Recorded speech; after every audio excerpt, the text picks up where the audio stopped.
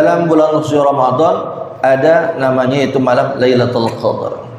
Maka sering kita sholat tarawih, hampir kita mendengar, hampir para muraqi, para imam, para qari membaca surah Al-Qadar berulang-ulang, bermu'ahadah. Nah ini ittiba, sebagaimana kita sholat tarawih membaca surah Al-Ikhlas. Berapa kali kita surah Ikhlas?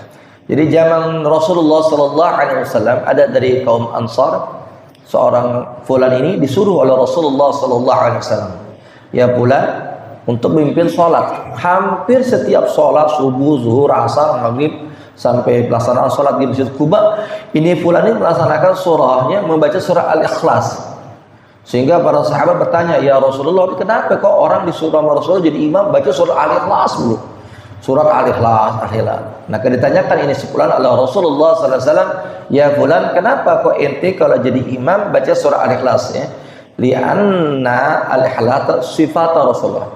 Karena di dalam surah Al-Ikhlas ada sifat Rasulullah, sifat Allah Subhanahu wa taala, yaitu sifat Ar-Rahman Ar-Rahim. Maka ittiba para alim ulama, ya, ulama-ulama bikin tuh kalau sholat sunnah tarawih dia membaca dari tanggal 1 sampai tanggal 15 tuh pasti diawali dengan surah apa? At-Takasur, Khatmul Quran sampai An-Nas, dan di ayat yang kedua membaca surah Al-Ikhlas. Begitupun malam ke-16 sampai malam ke-30 atau malam ke-29 dia membaca surah dari Khatmul Quran yang biasanya orang baca itu dari An-Naba atau Ad-Duha atau di At-Takasur.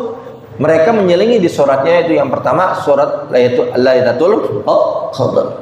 Karena kenapa disebut Lailatul Qadar dalam ini kitab Sya'ujuddin, ini kitab sering dibaca dalam ilmu pesantrenan. Wa summiyat Lailatul Qadar imma li syarafi, itu karena malam Lailatul Qadar adalah malam yang mulia.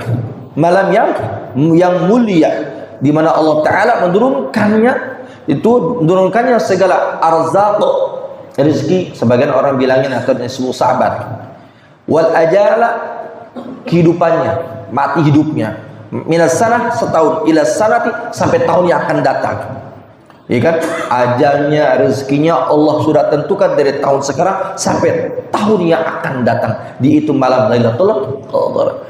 Maka beruntunglah kita jadi umat Rasulullah Sallallahu Alaihi Wasallam yang umurnya nggak panjang, Pak. Paling umurnya asap tuh 70-60 tahun, ya kan? Kalau kita berkacamata orang-orang Israeliat sebelum Nabi umurnya tuh 100 tahun. Ya, maka ada seorang Nabi yang bahasa Nabi namanya Sam'un Al-Ghazi. Kalau orang Betawi namanya Samsun, Samson anak Betawi ya.